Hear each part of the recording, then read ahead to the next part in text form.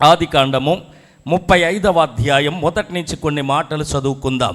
దేవుడు యాకోబుతో, నీవు లేచి బేతేలుకు వెళ్ళి అక్కడ నివసించి నీ సహోదరుడైన యాసావు ఎదుట నుండి నీవు పారిపోయినప్పుడు నీకు కనబడిన దేవునికి అక్కడ బలిపీఠము కట్టమని చెప్పగా, యాకోబు తన ఇంటి వారితోనూ తన యొద్దనున్న వారితోనూ మీ యొద్దనున్న అన్యదేవతలను పారవేసి మిమ్మల్ని మీరు శుసిపరుచుకొని మీ వస్త్రాలు మార్చుకొనండి, మనము లేచి బేతేలుకు వెళ్ళెదము, నా శ్రమ దినమున నాకు ఉత్తరం ఇచ్చి నేను వెళ్ళిన మార్గమున నాకు తోడయ్యున్న దేవునికి బలిపీఠము అక్కడ కట్టెదనని చెప్పాను. ప్రార్థన చేసుకుందాం. మహాపరిశుద్ధుడ ఘనమైన తండ్రి, నీకు స్తోత్రము నాయన. ఇంతవరకు మమ్మల్ని కాసి కాపాడి భద్రపరిచాం. ప్రార్థన ద్వారా, పాటల ద్వారా, ఆరాధన ద్వారా నీ నామం మహింపరచబడింది తండ్రి. నిలబట్టక అర్హత లేని వారిని నీ ఆత్మ సహాయం కోరుకుంటున్న దీనుండి తండ్రి, కరుణించి కనికరించి మా అందరితో మీరు మాట్లాడండి. ఆటంకపరిచి అభ్యంతరాలు పెట్టి అనాలోచనలు పెడుతున్న ప్రతి విధమైన దెయ్యపు శక్తులను నజరేయుడైన యేసు నామములో బంధిస్తున్నాను. కృపగలని హస్తాలకి మమ్మల్ని అప్పగిస్తూ యేసు నామములో అడుగుచున్నాను పరమ తండ్రి, ఆమేన్. దేవుడి స్తోత్రం. అందరం కలిసి ఒక్క శరణం పాడదాం. అందరూ కలిసి నాతో కలిసి పాడదాం. ఇది క్రిస్మస్ సీజన్ కనుక దానికి సంబంధించిన పాట. ప్రభు దగ్గరికి నేను వచ్చిన కొత్తలో రాసుకున్న పాట. అందరూ కలిసి పాడదాం. ఉదయించెను ఉదయించెను నీతి సూర్యుడు,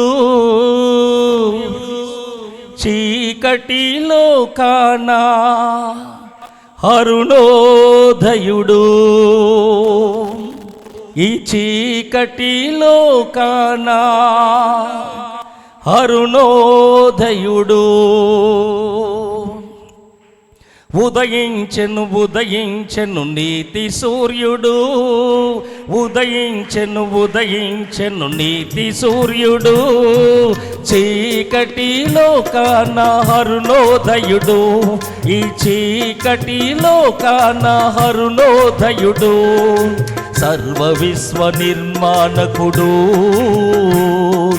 సర్వ విశ్వ నిర్మాణకుడు,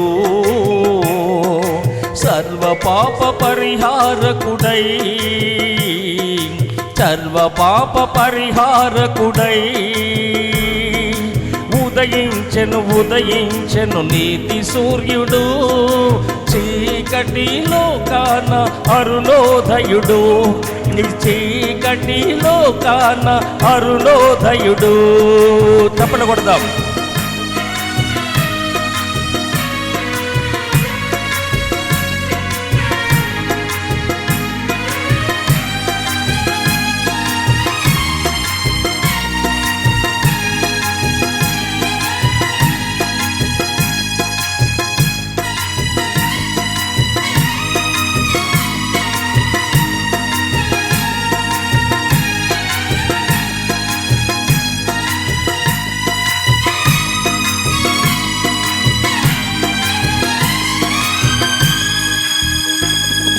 బెత్లెహేము గ్రామంలో కన్య మరియ గర్భాన, బెత్లెహేము గ్రామంలో కన్య మరియ గర్భాన, పరమాత్ముడు అవతరించు పసిపాలుడిగా, పరమాత్ముడు అవతరించు పసిపాలుడిగా, పశుల పాకలో కాంతి కిరణమై, పశుల పాకలో కాంతి కిరణమై, ఉదయించెను ఉదయించెను నీతి సూర్యుడు, చీకటిలో కానా అరుణోదయుడు, ఈ చీకటిలో కానా అరుణోదయుడు. హల్లెలూయా. మంచిది. దేవుని వాక్యాన్ని విందాం. చదువుకున్న వాక్య భాగంలో యాకోబు అనబడుతున్న వ్యక్తి మనకు కనపడతాడు. యాకోబు అన్న మాటకు అర్థం మడిమను పట్టుకుని పుట్టినవాడు లేదా రెండవదిగా మోసగాడు. యాకోబు అనగా మడిమను పట్టుకుని పుట్టినవాడు లేదా రెండవదిగా మోసగాడు. ప్రియులారా, యాకోబు ఎవరు అని మనం చూస్తే అబ్రహామును దేవుడు ఎన్నుకొని అబ్రహామును ఆశీర్వదించి వాగ్దాన పుత్రుడైన ఇస్సాకునిచ్చాడు. ఇస్సాకు రెబ్బకాలానికి దేవుడు 2 కవల పిల్లల్ని ఇచ్చాడు. పెద్దవాడు ఒంటె రోమములు గలవాడు ఎర్రనివాడు గనుక ఆయనకి ఏసావని, చిన్నవాడికి యాకోబు అని పేరు పెట్టారు ఆ తల్లిదండ్రులు. ఒకరోజు ఇస్సాకు అనబడుతున్న ఆయన మందదృష్టి కలిగి ముసల వయసులో ఉన్నాడు గనుక కళ్ళు సరిగా కనపడలేని స్థితిలో పెద్ద కొడుకుని కేకేసి, అరణ్యానికి వెళ్ళి నాకు కావలసిన ఆహారం పట్రా, నేను దీవిస్తాను అని చెప్పాడు. తండ్రి దీవెనలు పొందుకోవటం కోసం, ఆహారం కోసం అరణ్యానికి వెళ్ళాడు యాసావు. ఈ మాట తల్లి అయిన రెబెక్కమ్మ ఆలకించి, మీ అన్నయ్యని దీవిస్తాడట మీ నాన్న, మీ అన్నయ్యని ఆశీర్వదిస్తాడట మీ నాన్న, మీ అన్నయ్య దీవించబడకూడదు, నువ్వే దీవించబడాలి, నువ్వే ఆశీర్వదించబడాలి. మీ నాన్నకి ఎలాంటి ఆహారం ఇష్టమో దాన్ని నేను సిద్ధపరుస్తాను, అది తీసుకొని వెళ్ళి ఆశీర్వాదాలు తెచ్చుకోమని చెప్పింది. అప్పుడు ఆ యాకోబు అంటాడు, అమ్మ నువ్వు చెప్పింది బాగానే ఉంది, కానీ నేను అన్నయ్యని కాదని నాన్నగారికి తెలిసిపోతే ఆశీర్వాదానికి బదులుగా శాపాలు వస్తాయి కదా అన్నది. అంటే ఆ శాపము లేదో నా మీదకే వచ్చునుగాక అంది ఆ తల్లి. ఈ మాట మనం చదువుతున్నప్పుడు వింటున్నప్పుడు పెద్ద కొడుకంటే తండ్రికి ఇష్టం, చిన్న కొడుకంటే తల్లికి ఇష్టం అనిపిస్తుంది. మనకున్న రెండు కళ్ళులో ఏది ఇష్టం అంటే ఏది ఇష్టం అని చెప్పగలం, ఏది ఇష్టం లేదంటే ఏది ఇష్టం లేదని చెప్పగలం. మనకున్న రెండు కళ్ళు ఎలాగైతే సమానమో తల్లిదండ్రులకున్న పిల్లలు 10 మంది అయినా 5గురైనా 6గురైనా వారు కూడా సమానమే. మరి ఇక్కడ రెబెక్కమ్మ భర్త ఏమో పెద్ద కొడుకుని దీవిస్తానంటే భార్య చిన్న కొడుకే దీవించబడాలని ఇంటికి అంటుందంటే, రెబెక్కమ్మ దేవుని ఉద్దేశాన్ని నెరవేరుస్తూ ఉంది, దేవుని ఆలోచన నెరవేరుస్తూ ఉంది, దేవుని ప్రణాళిక నెరవేరుస్తూ ఉంది. ఏమిటి దేవుని ఉద్దేశం, ఏమిటి దేవుని ఆలోచన, ఏంటి దేవుని ప్రణాళిక అంటే, ఈ రెబెక్కా ఇస్సాకులకి పెళ్ళైన తర్వాత చాలా కాలం పిల్లలు లేరట. అయితే ఇస్సాకు దేవాలయానికి వెళ్ళి, నా భార్య గర్భాన్ని దర్శించు నాయన, నిందను తీసివేయి ప్రభా, కన్నీరు తుడిచేయి ప్రభా అని ప్రార్థన చేయగా తన భర్త అయిన ఇస్సాకు ప్రార్థన ఆలకించి ఆ భార్య గర్భాన్ని దేవుడు తెరిచాడట. 2 కవల పిల్లలు ఉండగా పోరాటం ముందే బయలుదేరింది. నేను ముందంటే నేను ముందు, నేను ముందంటే నేను ముందు. రెబెక్కమ్మ అనుకుంది, పిల్లలు లేరని బాధపడ్డాను, గర్భం కలిగిందని ఆనందిస్తూ ఉండగా పోరాటం ఏదో బయలుదేరింది. ఇలాగైతే నేను కానుకోవటం కష్టమే కదా అని దేవాలయానికి వెళ్ళి దేవుణ్ణి అడిగింది. ప్రభువా ఏమిటి భారం అని అడిగినప్పుడు, రెబెక్కమ్మ నీ కడుపులో ఉన్నది 2 చిన్నపిల్లలు అనుకుంటున్నావా, 2 జనపదములు బయటకు వస్తున్నాయి, పెద్దవాడు చిన్నవాడికి దాసుడు అవుతాడు, నేను యాకోబుని ప్రేమించాను, యాసావుని ద్వేషించాను అని ఆయన చెప్పాడు. ఆ ప్రణాళిక కోసం, ఆ ఆలోచన కోసం భర్త పెద్ద కొడుకు దీవించబడాలంటే భార్య చిన్న కొడుకే దీవించబడాలంటుంది. సొగసైన వస్త్రాన్ని తొలగించి భర్తకు కావలసిన ఆహారాన్ని సిద్ధపరిచి, ఒకవేళ తడిమి చూస్తే రోమాలు కనపడాలి కనుక మెడ దగ్గర చేతులకి గొర్రెబొచ్చు అమర్చి భర్త దగ్గరికి పంపించింది. ఆ ఇస్సాకు దగ్గరికి వెళ్ళి యాకోబు అంటాడు, తండ్రి ఎవరో నా కుమారుడా, నేను నీ పెద్ద కొడుకైన యాసావుని, ఎందుకు వచ్చావు నా కుమారుడా? అదేంటి తండ్రి, ఆహారం తెమ్మన్నారు కదా, అది అంత త్వరగా నీకెలా దొరికింది అన్నాడా తండ్రి. ఆ కొడుకు అన్నాడు, నీ దేవుడైన యెహోవాయే దానిని నా ముందుకు పంపించాడు అన్నాడు. ఇక మారు మాట చెప్పలేక తడిమి చూశాడు. తడిమి చూస్తే యాసావులాగే ఉన్నాడు, స్వరము చూస్తే యాకోబులా ఉందని చెప్పి ఆహారము తిని ఆ కొడుకుని దీవించాడు. ఆ కొడుకు వెళ్ళిన తర్వాత పెద్ద కొడుకు వచ్చాడు. తండ్రి అని పిలవగానే ఎవరు నా కుమారుడా అన్నాడు. నేను నీ పెద్ద కొడుకైన యాసావుని అనగానే ఇస్సాకు భయపడ్డాడట, ఇస్సాకు కలవరం చెందాడట. నువ్వు నా పెద్ద కొడుకు అయితే ఇందాక వచ్చింది ఎవరు వచ్చారు తండ్రి? నేను ఇప్పుడే కదా వచ్చాను. లేదు, నీ సహోదరుడైన యాకోబు మనసున కపటోపాయం పన్ని నీ వల్లే వచ్చి నీకు రావాల్సిన దీవెనలు పట్టుకొని పోయాడని చెప్పాడు. నాకు ఒక్క దీవెనైనా లేదా, నాకు ఆశీర్వాదం కావాలి, నన్ను ఆశీర్వదించు అంటే ఆ తండ్రి అన్నా, లేదు నా కుమారుడా, ఆ మనుషుని నేను నిజముగా దీవించాను అన్నాడు. చేతులెత్తి స్తోత్రం చెబుదాం. అప్పుడు యాసావు కోపంతో మండిపడిపోతూ, యాకోబు అన్న పేరు అడిగి తగినదే, వాడు ఒట్టి మోసగాడు, చిక్కిడికాయల కూరతో నా జ్యేష్ఠత్వం పొందాడు, ఈరోజు నాకు రావాల్సిన ఆశీర్వాదాన్ని తీసుకుపోయాడు, అని బ్రతకనివ్వను, ముక్కల ముక్కల కింద నరికి ఆకాశ పక్షులకు ఆహారంగా వేస్తానని కోపంతో మండిపడిపోతూ ఉండగా తల్లి ఆ మాటలు ఆలకించి, ఇక్కడుంటే 2 కొట్టుకి చేస్తారు, ఒకరోజే 2 పోగొట్టుకున్న దాన్ని అవుతాను కనుక నువ్వు నీ మేనమామ ఇంటికి వెళ్ళిపో, అన్నయ్య కోపం తగ్గాక నేను పిలిపిస్తానని చెప్పింది. అమ్మని నాన్నని విడిచిపెట్టి, అన్నయ్యను విడిచిపెట్టి, బంధువులను విడిచిపెట్టి, తన పెరిగిన ప్రాంతాన్ని విడిచిపెట్టి తెలియలేని మనుషుల మధ్యకి, ఎరగలేని ప్రాంతానికి ఒంటరిగా వెళ్ళిపోతూ ఉన్నాడు. అలా వెళ్ళిపోతున్నటువంటి ఆయన ఒక చోట ప్రాణ భయంతో, దుష్టమృగాల భయంతో, చీకటి భయంతో, విషసర్పాల భయంతో ఒక స్థలములో కుప్పకూలిపోయాడు. ఒక రాయి దొరికింది, తలగడగా చేసుకొని పడుకున్నాడు. ఒక దర్శనాన్ని చూశాడు. ఒక నిచ్చెన భూమి నుంచి ఆకాశానికి ఎయ్యబడింది. దేవదూతలు ఎక్కుతూ దిగుచూ ఉండగా దేవుడు మాట్లాడుతూ ఉన్నాడు.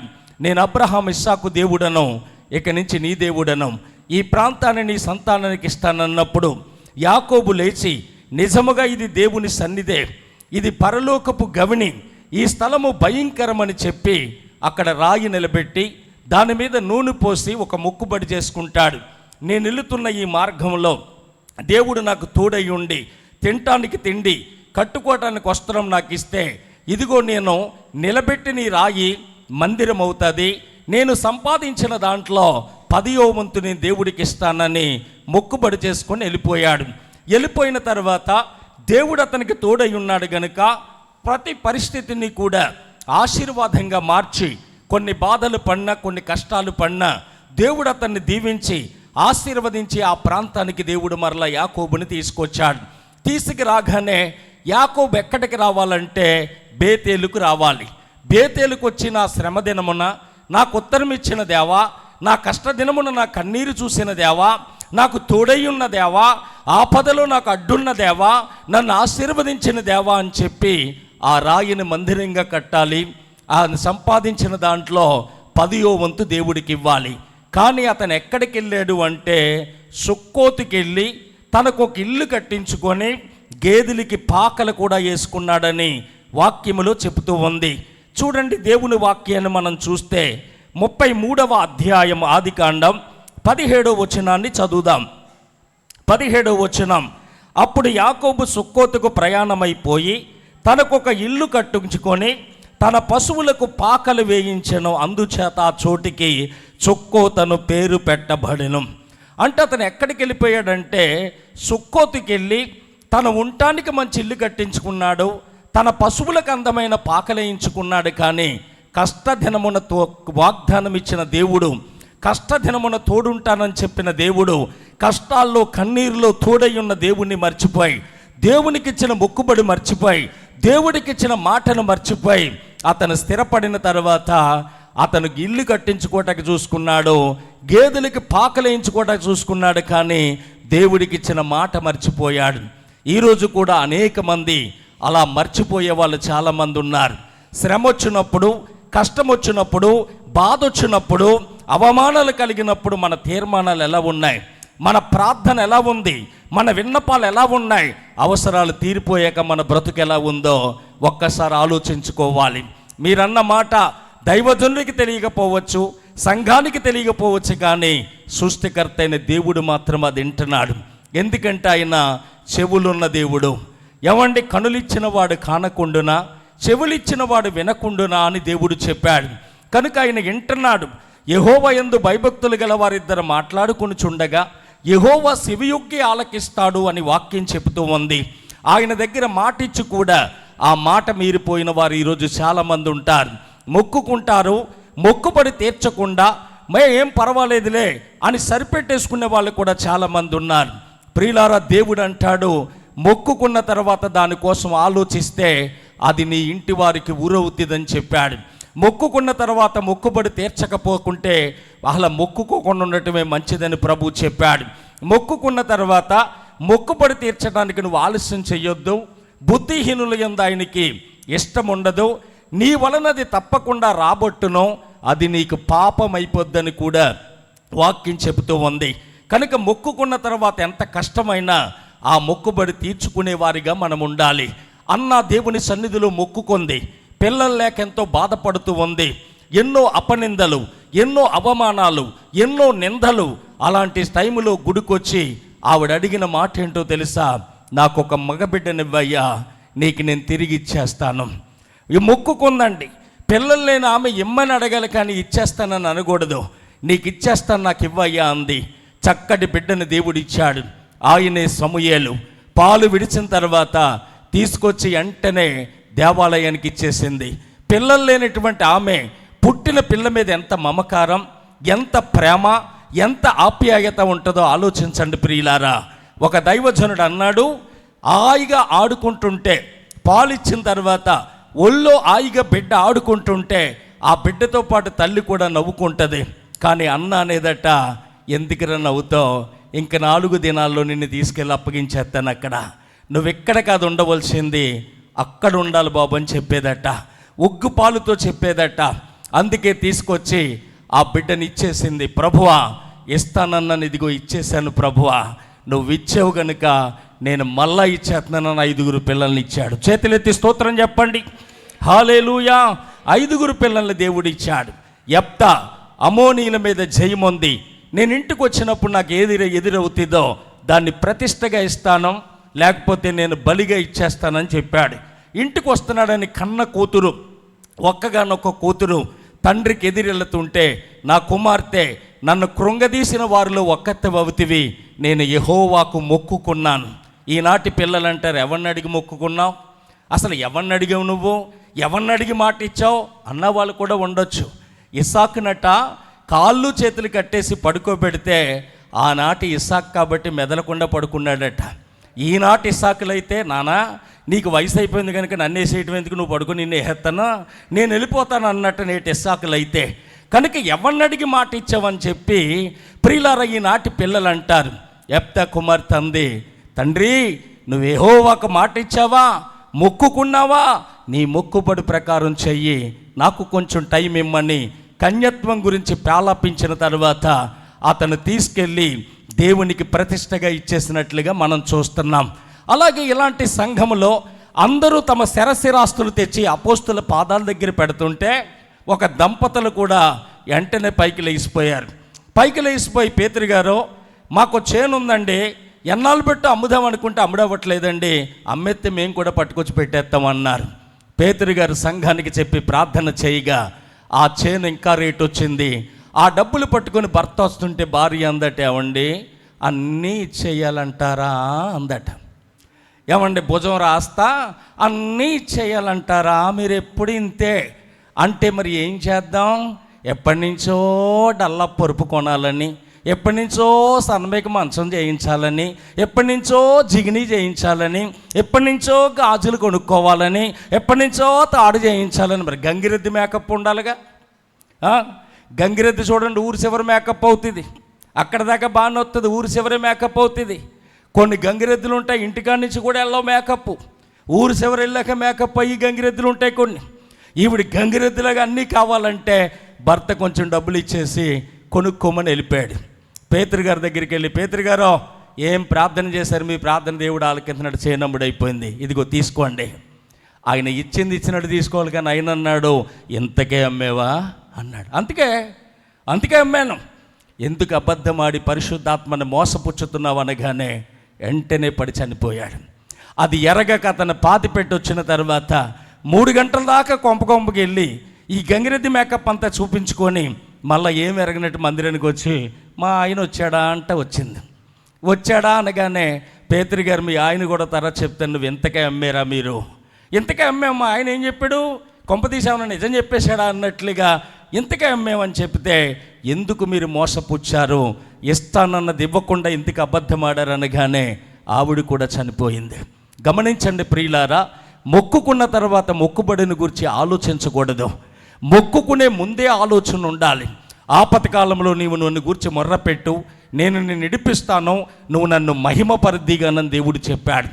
ఆపదలో తోడున్న దేవుడు, కన్నీటిలో తోడున్న దేవుడు, కష్టాలలో తోడున్న దేవుడు, కన్నీరు తుడిచి కన్నీరుని ఆనందంగా మారిస్తే ఆయనకు మొక్కుకున్న మొక్కుబడి కోసం ఎందుకు ఆలోచిస్తారు ప్రజలు?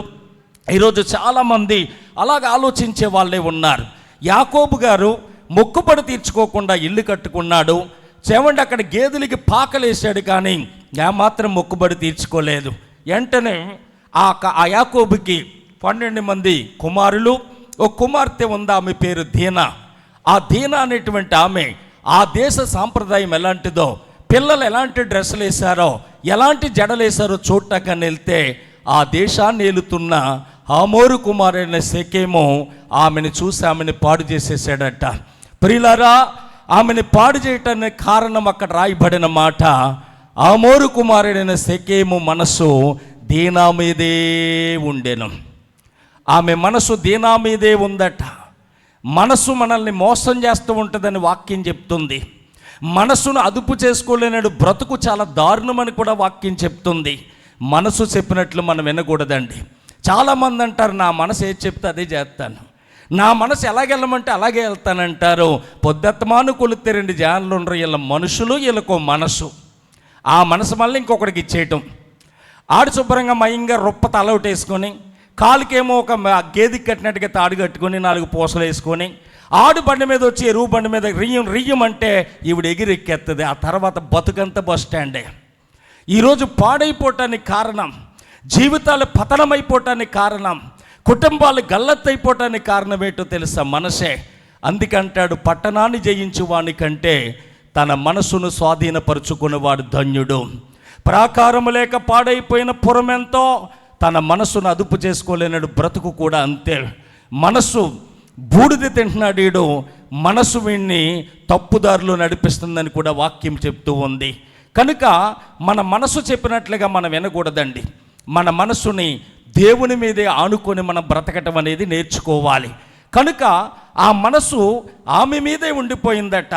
చాలామంది మందిరాలకు వస్తారు, కానీ ఎందుకు వస్తున్నావు మందిరానికంటే మళ్ళీ ఎవరుంది కదా అందుకు వస్తున్నానంటే వీడు. యేసుబాబు కోసం రాడట, లవర్ కోసం వస్తాడట.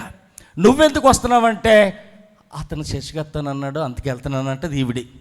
వచ్చిన కాడి నుంచి ఇద్దరు కలిసి ఒకరంకొకరు చూసుకోవటమే. ఇంకా అల్లెలు ఉండదు, చెయ్యెత్తడం ఉండదు, పాటలు ఉండవు, ఏముండవు. ఆని చూసి ఈవిడినవ్వా, ఈవిని చూసి ఆవిడినవ్వా. ఏమంటే ఇంతకుముందు చెప్పాను, మరలా చెప్తున్నాను. ఇంకా ఒకవేళ వాళ్ళకి ప్రేమ ఎక్కువైపోతే చక్కగా లేచి నిన్నే నమ్ముకున్నానయ్యా, నన్ను విడిసిపోబోకయ్యా అంటది ఈవిడే. నేనంటే నీకెందుకో ఈ ప్రేమ, నన్ను విడిచిపోవెందుకు అంటాడు ఆయన.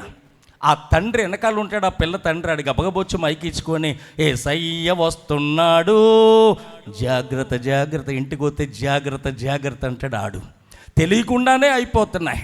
కారణం ఏంటంటే మనసు సృష్టికర్త అయిన దేవుని మీద ఉంచకుండా ఎవని మనసు నీ మీద ఆనుకుంటుందో వాను నువ్వు పూర్ణ శాంతి గలవానిగా కాపాడుతావంటది వాక్యం. మన మనసు దేవుడి మీదే ఉండాలి, కానీ రకరకాల వాటి మీదకి మనసు వెళ్ళకూడదు. హమోరు కుమారుడైన షెకెము మనసు వెళ్ళి షెకెము తన తండ్రిని పంపించి ఆ కుమార్తె నిమ్మని అడిగాడు. ఎదురు కట్నం ఇస్తానన్నాడు. అప్పుడు యాకోబు అన్నాడు, మేము నిబంధన ప్రజలం, సున్నతి పొందిన వాళ్ళం, మా పిల్లల్ని మీకు ఇవ్వాలన్నా మీ పిల్లల్ని మేం చేసుకోవాలన్నా సున్నతి పొందితే ఇస్తామన్నప్పుడు ఆ మాట ఊరు వారికి అందరికీ చెప్పి ఊళ్ళో వాళ్ళందరూ కూడా సున్నతి పొంది ఆ బాధలో ఉండగా యాకోబు యొక్క కుమారులు ఏమండి సిమియోను లేవి అనబడిన ఇద్దరు వెళ్ళి కత్తిలు తీసుకొని ఊరు వారందరినీ కూడా నరికేశారట, ఊరు వారందరినీ చంపేశారట. ప్రియులారా, యాకోబు ఇశ్రాయేలుగా మార్చబడ్డాడు. దేవునితో పోరాడి జయముందిన ఆయన ఆ ప్రజలందరికీ భయపడిపోయాడు. నేను కొద్ది వారినే, వాళ్ళందరూ వచ్చి నా మీద పడతారేమో, మీరు చేసిన పని ఏంటని చెప్పి ఆ కొడుకులను అంటాడు. దీవించే కాలంలో వారి నరహంతకులు అని అక్కడ ఎత్తి పెడతాడు. కనుక యాకోబు కుమార్తెని దీనా పాడైపోవటానికి కారణం, కొడుకులిద్దరూ నరహంతకులైపోవటానికి కారణం, ఒక ప్రాంత ప్రజలందరూ చచ్చిపోవటానికి కారణం, సృష్టికర్త అయిన దేవుని బిడ్డైన యాకోబు భయపడటానికి కారణం ఏంటో తెలుసా? మొక్కుబడి తీర్చకపోవటమే. మొక్కుకున్న తర్వాత మొక్కుబడి తీర్చకపోవటమే. ఈరోజు చాలామంది మొక్కుకుంటారు, మొక్కుబడుల గురించి ఆలోచిస్తూ ఉంటారు. ప్రియులారా, సంవత్సరం పొడికి మనం తీసుకున్న బట్టలు ఉంటే ఓ బాక్స్ వచ్చేద్దాం. ఒక మందిరానికి ఓ బాక్స్ కొంటానని అనుకొని దానికోసం ఆలోచించమని ఎవడు చెప్పాడు? 2 ఫ్యాన్లు ఏంతనని దానికోసం ఆలోచించమని ఎవడు చెప్పాడు? లేకపోతే కూటం పెట్టి సువార్త ప్రకటిస్తానని దానికోసం ఆలోచించమని ఎవడు చెప్పాడు? మనకి దేవుడి దగ్గర ఏ మాట ఇచ్చామో ఆ మాట ప్రకారం జీవించడం మనం నేర్చుకోవాలి. యాకోబు మొక్కుకున్నాడు, మొక్కుబడి తీర్చలేదు కనుక కుటుంబం అంతా కూడా చాలా దారుణంగా తయారయ్యింది. యాకోబు అల్లిపోతూ ఉండగా ప్రేమగల దేవుడు చెప్తున్న మాట, యాకోబో నీవు లేచి బేతేలుకు వెళ్ళి నీ సహోదరుడైన యాసావు ఎదుట నుండి నువ్వు పారిపోయినప్పుడు నీ కనపడని దేవునికి అక్కడ బలిపీఠం కట్టి నీ మొక్కుబడి చెల్లించుకోమని దేవుడు మాట్లాడుతూ ఉన్నాడు. ప్రియులారా, అలాగ మొక్కుబడి చెల్లించుకున్న తర్వాత ఇశ్రాయేలు బయలుదేరి వెళ్తుంటే అప్పటి వరకు అందరికి ఈయన భయపడ్డాడు, కానీ మొక్కుబడి తీరిన తర్వాత అందరూ ఈయనకి భయపడ్డారట. అందరూ ఈయనకి భయపడినట్లుగా మన వాక్యములో చూస్తున్నాం. కనుక యాకోబు తన ఇంటి వారితోనూ తన యొద్దనున్న వారితో చెప్తున్నాడు, ఏమనో తెలుసా? ఇదిగో మనం బేతేలుకు వెళ్దాం, మీ వస్త్రాలను మార్చుకోనండి, మీ దగ్గరున్న అన్యదేవతలను పారవేసి మిమ్మల్ని మీరు శుభ్రపరచుకొని వస్త్రాలు మార్చుకోండి. కష్టదినమున నాకు ఉత్తరం ఇచ్చి శ్రమలో నాకు తోడయ్యున్న దేవునికి బలిపీఠం కడదామని అక్కడున్న వారితో చెబుతూ ఉన్నాడు. చేతులెత్తి స్తోత్రం చెబుదాం. హల్లెలూయా. ఏమండి, బేతేలుకు వెళుతున్న మనం మిమ్మల్ని మీరు శుభ్రపరచుకోవాలి, మిమ్మల్ని మీరు పవిత్రపరచుకోవాలి, మిమ్మల్ని మీరు పరిశుద్ధపరచుకోవాలి. ఎందుకంటే మనం పరిశుద్ధుడైన దేవుని సన్నిధికి వెళ్తున్నామని చెప్పి యాకోబు తన ఇంటి వారితో చెప్తూ ఉన్నాడు. మరి బేతేలు అనబడుతున్న దేవుని సన్నిధికి వెళ్ళిన యాకోబు ఇంటి వారు శుభ్రం చేసుకుంటే పరమ బేతేలు అనబడుతున్న పరలోకానికి వెళ్ళే మనం ఎలా ఉండాలి, మనమెంత శుభ్రంగా ఉండాలి, మనమెంత పవిత్రంగా ఉండాలనేది కూడా ఒక్కసారి మనం ఆలోచించవలసిన వారమై ఉన్నాం. కనుక మిమ్మల్ని మీరు శుభ్రపరచుకోనండి, మిమ్మల్ని మీరు పవిత్రపరచుకోనండి, మిమ్మల్ని మీరు పరిశుద్ధపరచుకోనండి అని చెప్పేసి యాకోబు చెప్తూ ఉన్నాడు. ఎందుకు మనం పరిశుద్ధపరచుకోవాలి అంటే పేతురు రాసిన మొదటి పత్రిక చూడండి, వాక్యాన్ని చదువుదాం. పేతురు రాసిన మొదటి పత్రిక 1వ అధ్యాయము 14వ వచనం. నేను పరిశుద్ధుడనై ఉన్నాను గనుక మీరును పరిశుద్ధులై ఉండుడని రాయబడి ఉన్నది. కాగా మీరు విధేయులకు పిల్లలై మీ పూర్వపు అజ్ఞాన దశలో మీకుండిన ఆశలను అనుసరింపక మిమ్మల్ని పిలిచిన వాడు పరిశుద్ధుడై ఉన్న ప్రకారము మీరు సమస్త ప్రవర్తన యందు పరిశుద్ధులై ఉండండి. చూసారా, పేతురు అంటున్నాడు ఇక్కడ, ఏమండి నేను పరిశుద్ధుని గనుక మీరును పరిశుద్ధులై ఉండండి. పూర్వపు అజ్ఞాన దశలో మీకున్న ఆశలను అనుసరించి నడుచుకొనక మిమ్మల్ని పిలిచిన వాడు పరిశుద్ధుడై ఉన్న ప్రకారము సమస్త ప్రవర్తన యందు కూడా పరిశుద్ధులుగా ఉండండి అని చెప్తున్నాడు. పరిశుద్ధత అనేది మనకు ఉండాలి. ఎందుకంటే మన దేవుడు పరిశుద్ధుడు. పుట్టబోవు శిశువు పరిశుద్ధుడు అని గాబ్రియేలు దేవదూత మరియతో చెప్పింది. కోట్లాది కోట్ల దేవదూతలు 2 రెక్కలతో కళ్ళు కప్పుకొని, 2 రెక్కలతో కాళ్ళు కప్పుకొని, 2 రెక్కలతో ఎగురుతూ సైన్యములకు అధిపతి యెహోవా పరిశుద్ధుడు పరిశుద్ధుడని గాన ప్రతిగానాలు చేస్తున్నాయట. కనుక ప్రియులారా, ఆయన నేను పరిశుద్ధుని గనుక మీరును పరిశుద్ధులై ఉండండి అని చెప్తున్నాడు. పరిశుద్ధత లేకుండా ఎవడునూ ప్రభుని చూడడని వాక్యం చెప్తూ ఉంది. దేవుని సన్నిధికి వెళ్ళే మనం, పరిశుద్ధ దేవుని ఆలయానికి వెళ్ళే మనం పరిశుద్ధులుగానే మనం బ్రతకాలి. లేవియా కాండం 11వ అధ్యాయం 44వ వచనం. నేను మీ దేవుడినైన యెహోవాను, నేను పరిశుద్ధుని గనుక మీరును పరిశుద్ధులై ఉండునట్లు మిమ్మల్ని మీరు పరిశుద్ధపరచుకొనవలెను. నేను మీ దేవుడైన యెహోవాను, నేను పరిశుద్ధుడినై ఉన్న ప్రకారము మీరును పరిశుద్ధులై ఉండునట్లు మిమ్మల్ని మీరు పరిశుద్ధపరచుకొనండి అన్నాడు. ఎందుకు మనం పరిశుద్ధపరచుకోవాలంటే మనం ఆరాధిస్తున్న దేవుడు పరిశుద్ధుడు, మన వెంబడిస్తున్న దేవుడు పరిశుద్ధుడు, మన వెళుతున్న ఆలయం కూడా పరిశుద్ధమైనది. అందుకే చూడండి 93 కీర్తన 5వ వచనంలో, 93 కీర్తన 5వ వచనంలో అక్కడ అంటాడు, ప్రభువా ఎన్నటెన్నటికీ నీ మందిరానికి పరిశుద్ధతే అనుకూలం, నీ మందిరానికి పరిశుద్ధతే అనుకూలం, ఎన్నటెన్నటికీ కూడా పరిశుద్ధతే అనుకూలం అని చెప్పి వాక్యం చెబుతూ ఉంది. ప్రియులారా, దేవుడు అంటాడు పరిశుద్ధులగుటకు మీరు పిలవబడ్డారు, కానీ అపవిత్రులుగా ఉండటానికి మీరు పిలవబడలేదు అంటాడు. ఈరోజు కూడా చాలామంది అపవిత్రులుగానే ఉన్నారు, కానీ పవిత్రులుగా ఉండలేకపోతున్నారు. వాక్యం చదువుతున్నారు, పాటలు పాడుతున్నారు, ఆరాధన చేస్తున్నారు, అవసరమైతే వాక్యాలు చెప్తున్నారు, కానీ పరిశుద్ధులుగా నిలబడలేని స్థితి, పాప స్థితిలో దిగజారిపోయే స్థితి ఈరోజు చాలామందికి ఉంది. ప్రియులారా, మన భైరవపాలెం నుంచి ఎండి చేపలు అమ్ముకునే వాళ్ళిద్దరు కడియపులంక వెళ్ళారట.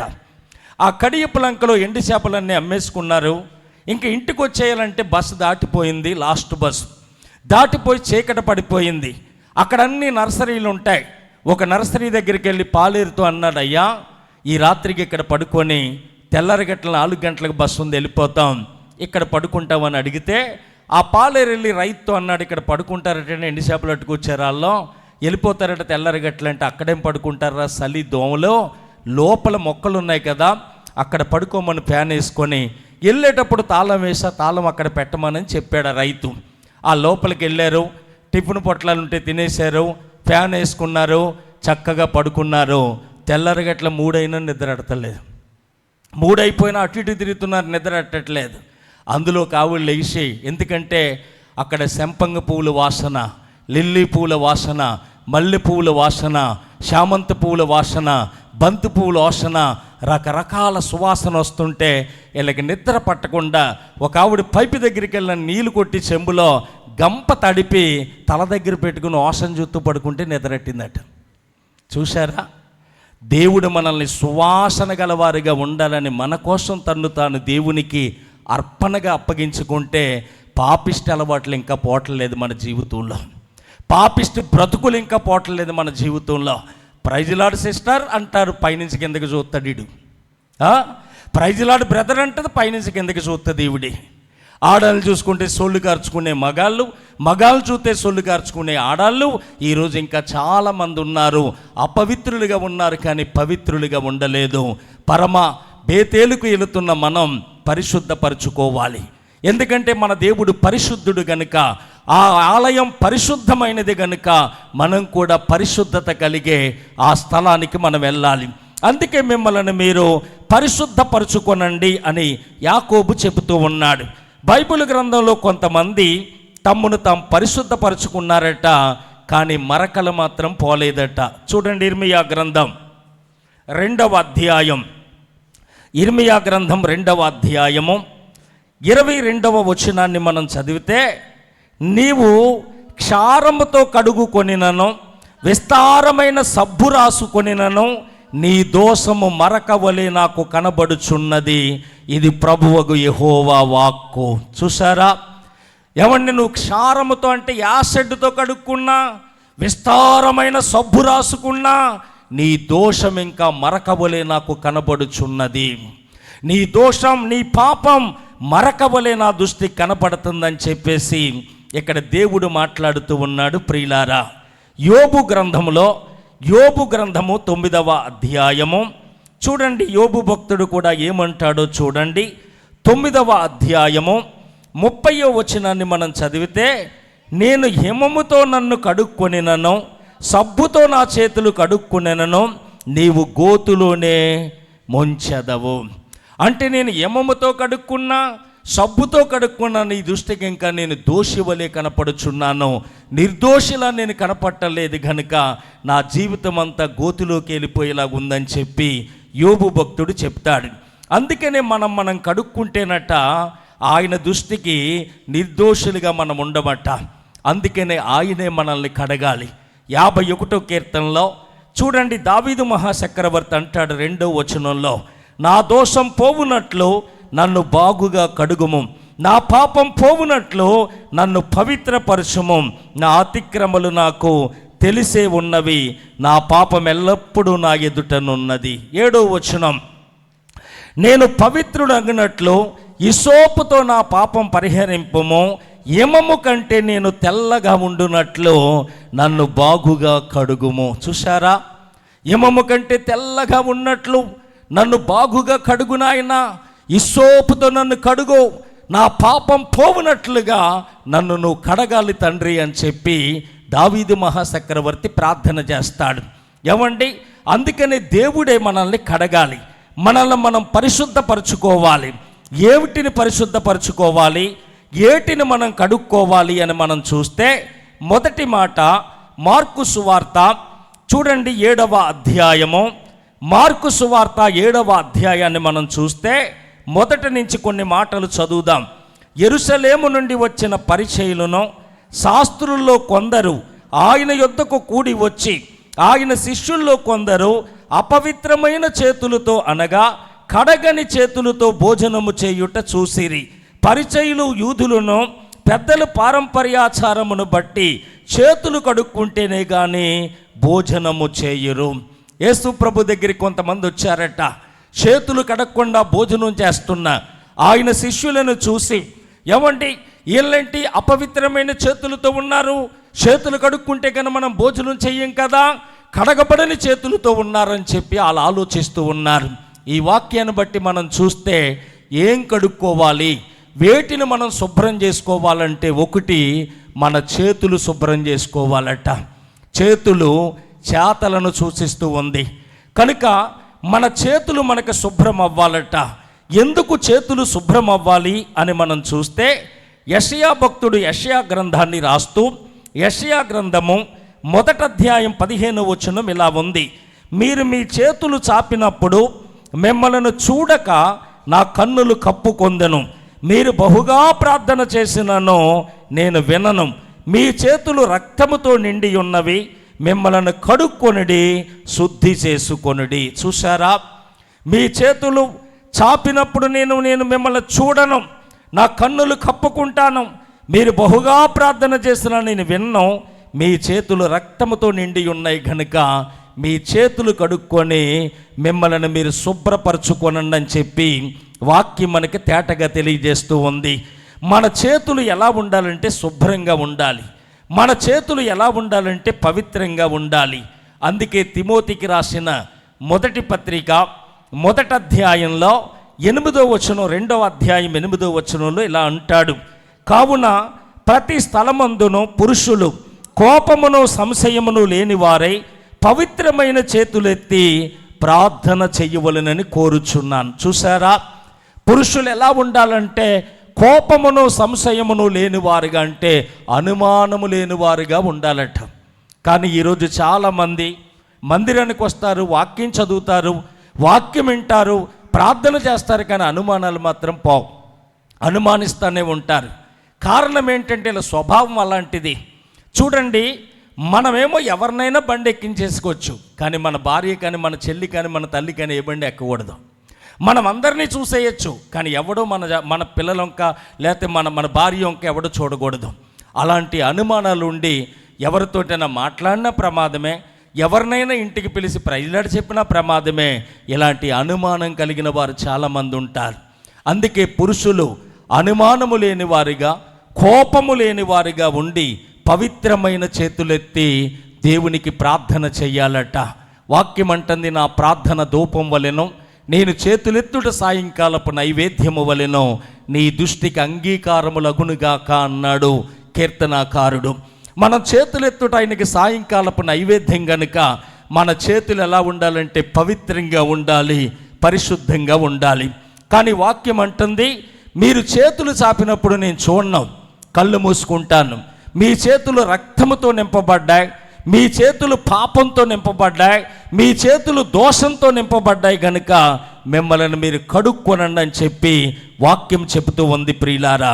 అలాగే మీకా గ్రంథాన్ని రాస్తూ మీకా భక్తుడు 7వ అధ్యాయం 2వ వచనంలో ఇలా అంటాడు, భక్తుడు దేశములో లేకపోయెను, జనులలో యథార్థపరుడు ఒక్కడునూ లేడు, అందరూ ప్రాణహాని చేయుటకై పొంచియుండి వారే, ప్రతి మనుషుడు కిరాతకుడై తన సహోదరుల కొరకు వలలు ఒగ్గును, 2 చేతులతోనూ కీడు చేయపూనుకొందురు, అధిపతులు బహుమానము కోరుదురు, న్యాయాధిపతులు లంచము పుచ్చుకొందురు. చూసారా, ఎదటవానికి కీడు చేసే చేతులు, ఎదటవారి కొంపలు కూల్చే చేతులు, ఎదటవాని మీద నింద మోపే చేతులు, లంచాలు పుచ్చుకునే చేతులు, ఏమండి వడ్డీలేసి భారమైన వడ్డీలు వసూలు చేసే చేతులు, ఈ చేతులు దోషముతోనూ రక్తముతోనూ నింపబడ్డాయి గనుక చేతులు కడుక్కొనండి, మీ చేతులు శుభ్రం చేసుకోనండి అని వాక్యం చెబుతూ ఉంది ప్రియులారా. అందుకే యోబు గ్రంథములో ఒక చక్కటి మాట ఇలాగ రాయబడింది. యోబు గ్రంథము చూడండి ప్రియులారా, 11వ అధ్యాయము, యోబు గ్రంథం 11వ అధ్యాయంలో ఒక చక్కటి మాట ఈ విధంగా రాయబడింది. 11వ అధ్యాయంలో చూడండి ప్రియులారా, 14వ వచనం, పాపము నీ చేతిలో ఉండుట చూసి నీవు దానిని విడిచిన ఎడల, నీ గుడారములో నుండి దుర్మార్గతను నీవు కొట్టివేసిన ఎడల నిశ్చయముగా నిర్దోషివై నీవు సంతోషించదవు, నిర్భయుడవై నీవు స్థిరపడి ఉందువు అన్నాడు. ఇక్కడ పాపం మన చేతిలో ఉన్నప్పుడే దాన్ని విడిచిపెట్టాలట. దోషం మన చేతిలో ఉన్నప్పుడే మనం విడిచిపెట్టాలట. ఏమన్నా అన్యాయం మన చేతిలో ఉన్నప్పుడే విడిచిపెట్టాలట. అలా విడిచిపెట్టి దుర్మార్గతను మన గుడారంలోంచి కొట్టివేస్తే మనం నిర్దోషులుగా ఉంటామని చెబుతూ ఉంది. కనుక మన చేతులు శుభ్రం అవ్వాలి, మన చేతులు పరిశుద్ధంగా మార్చబడాలి. చూడండి, దావీదు మహాచక్రవర్తికి ఒక ఆశ కలిగింది. ఎందుకంటే గొర్రెలు మేపుకునే ఆయన్ను దేవుడు లక్షల మంది మీద రాజుగా చేశాక, నేనేమో సరంబి వేసే ఎండలో ఉంటున్నాను, దేవుని మందసమేమో ఆ ఎండలో ఉండిపోతుంది, వర్షానికి ఉండిపోతుంది, గుడారంలో ఉండిపోతుంది. కనుక ఆయన నామ ఘనత కొరకు ఒక చక్కటి మందిరం కట్టాలి అనుకున్నాడు. అలా కట్టాలని విస్తారమైన డబ్బు, ధనం, బంగారం, వెండి, రాగి, కర్రలు అన్నీ సిద్ధపరిచాడు. కానీ దేవుడు అన్నాడు, యుద్ధము చేసి రక్తము ఒలికించిన చేతులతో నువ్వు మందిరాన్ని కట్టొద్దని చెప్పేశాడు. నీ చేతులు రక్తం ఒలికించినాయి, నీ చేతుల్లో రక్తం ఉంది కనుక, రక్త దోషం ఉంది కనుక నువ్వు మందిరాన్ని కట్టొద్దని చెప్పేశాడు. కనుక మన చేతులు పవిత్రంగా ఉండాలి, పరిశుద్ధంగా ఉండాలి. కనుక మన చేతులను మనం కడుక్కోవాలని చెప్పి వాక్యం చెప్తూ ఉంది. రెండవదిగా మనం చూస్తే యోహాను సువార్త 13వ అధ్యాయము చూడండి, ఎవరైనా చదవండి. 13వ అధ్యాయము యోహాను సువార్త 13వ అధ్యాయము 8వ వచనాన్ని చదువుదాం. పేతురు నీవెన్నడూ నా పాదాలు కడగరాదని ఆయనతో అనెను. అందుకు యేసు, నేను నిన్ను కడగని ఎడల నాతో నీకు పాలు లేదు అనెను. యేసు ప్రభువారు దాసుని స్వరూపం ధరించి, రుమాలు మొలకు కట్టుకొని, దాసుని స్వరూపం ధరించి అందరి పాదాలు కడుగుతున్నాడు. పేతురు అన్నాడు, ప్రభువా నువ్వేంటి నా పాదాలు పట్టుకోవటం ఏంటి, నా పాదాలు కడగకూడదు, ఎన్నటికీ కడగకూడదు అన్నాడు. అప్పుడు ప్రభువు అన్నాడు, పేతురు నేను నిన్ను కడగని ఎడల నీకు నాలో పాలు లేదని చెప్పాడు. కనుక అందరి పాదాలు కూడా ఆయన కడిగాడు. రెండవదిగా, ఒకటి చేతులు కడగబడాలి, రెండు మన పాదాలు కడగబడాలి. మన పాదాలు కూడా శుభ్రమైపోవాలి. ఎందుకు శుభ్రం అవ్వాలి మన పాదాలు అంటే, చూడండి దేవుని వాక్యం ఏమంటుందంటే, సామెతల గ్రంథము 1వ అధ్యాయాన్ని మనం చదివితే అక్కడ ఇలాగ రాయబడింది. 16వ వచనం ఇలా ఉంది, కీడు చేయుటకై వారి పాదములు పరిగెత్తుచున్నవి, నరహత్య చేయుటకై వారు త్వరపడుచున్నారు. చూసారా, కీడు చేయటానికి పరిగెడుతున్నాయట పాదాలు, నరహత్య చేయటానికి పరిగెడుతున్నాయట పాదాలు. కొందరి పాదాలు కీడు చేయటానికి పరిగెడితే, కొందరు పాదాలు నరహత్య చేయటానికి పరిగెడితే, కొందరు పాదాలు జార స్త్రీలు నడిచేటువంటి మార్గములు నడుస్తుంటే, కొందరు పాదాలు సినిమా హాల్లో నడుస్తుంటే, కొందరు పాదాలు పేకాట స్థలాల్లో, కోడి పందాల్లో నడిచినాయి. కనుక పాదాలు అపవిత్రమైపోయినాయి. కనుక అపవిత్రమైన పాదాల్లో పరిశుద్ధ స్థలములో అడుగు పెట్టకూడదు. కనుక పాడైపోయినటువంటి మన పాదాలు కడగబడాలి. అందుకే ప్రభు నా పాదాలు కడిగని చెప్పి దేవుణ్ణి మనం అడిగేవారిగా ఉన్నాం.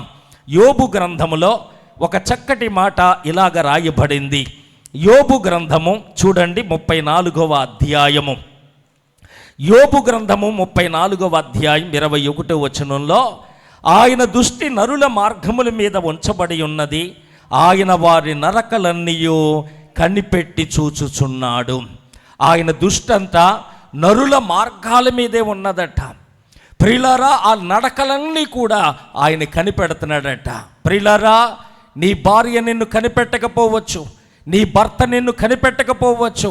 భర్త కళ్ళు గప్పి నువ్వు ఏం చేసినా, భార్య కళ్ళు గప్పి నువ్వేం చేసినా, తల్లిదండ్రులు కళ్ళు గప్పి పిల్లలుగా మీరేం చేసినా, సేవకుడు కళ్ళు గప్పి సంఘముగా ఉన్న మనమేం చేసినా, సేవకుడు చూడకపోవచ్చు, భార్య చూడకపోవచ్చు, భర్త చూడకపోవచ్చు, తల్లిదండ్రులు చూడకపోవచ్చు, సంఘం చూడకపోవచ్చు. కానీ మన దేవుడు కళ్ళున్న దేవుడు. అందుకే అప్పుడప్పుడు కళ్ళు తెరిచేవాడు కాదైన, నిత్యము చూస్తున్న దేవుడు. అందుకే ఆయన అంటాడు, కనులిచ్చిన వాడు కానకుండెనా, అన్యురాలైన ఆగరంద, అయ్య బాబోయ్ చూచుచున్న దేవుడవు నీవే, నువ్వు చూస్తున్న దేవుడు నాయన అని ఖచ్చితంగా చెప్పింది. పాతాళము అగాధ కోపము యెహోవాకు కనబడుచున్నవి, నరుల హృదయము మరి తేటగా ఆయనకు కనపడును కదా అని వాక్యం చెబుతూ ఉంది. మనుషుడు కళ్ళట కెమెరా కళ్ళట పై రూపాన్ని చూడు చేస్తుంది. దేవుని కళ్ళు ఎక్స్రే కళ్ళట, ఎన్ని ఎముకలు ఎన్ని నరాలు ఉన్నాయో కూడా చూపిస్తుంది. మన అడుగులు ఎక్కడెక్కడ వేసామో, పుట్టిన తర్వాత ఎన్ని అడుగులు నడిచామో అడుగులన్నీ లెక్క పెట్టాడు. ఎక్కడికి ఎన్ని అడుగులు వెళ్ళినాయో, ఎక్కడికి ఎన్ని అడుగులు వచ్చినాయో, పవిత్రంగా ఉండవలసిన పాదాలు అపవిత్రమైన స్థలానికి ఎందుకు వెళ్ళినాయో కూడా ఖచ్చితంగా ఆయన రేపొద్దున లెక్క అడుగుతాడు. కనుక నీ పాదాలు ఎలా ఉన్నాయి? ఇంకా కీడు చేయటకు పరిగెడుతున్నాయా? నరహత్య చేయటకు పరిగెడుతున్నాయా? వ్యభిచార కొంపలంపడ పరిగెడుతున్నాయా? పేకాట స్థలానికి పరిగెడుతున్నాయా? కోడి పందానికి పరిగెడుతున్నాయా?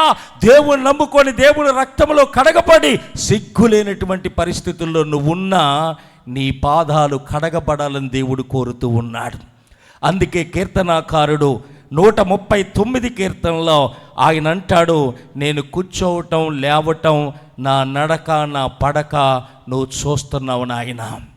మన కూర్చోవటం నుంచోవటం అన్నీ చూస్తున్నాడు ఆయన. యెహోవా కనుదృష్టి లోకమందంతటా సంచారము చేయుచున్నదని వాక్యములో రాయబడింది. ఒక అతను అన్నాడట పాస్టర్ గారితో, దేవుడు సినిమా చూస్తాడా అండి అని.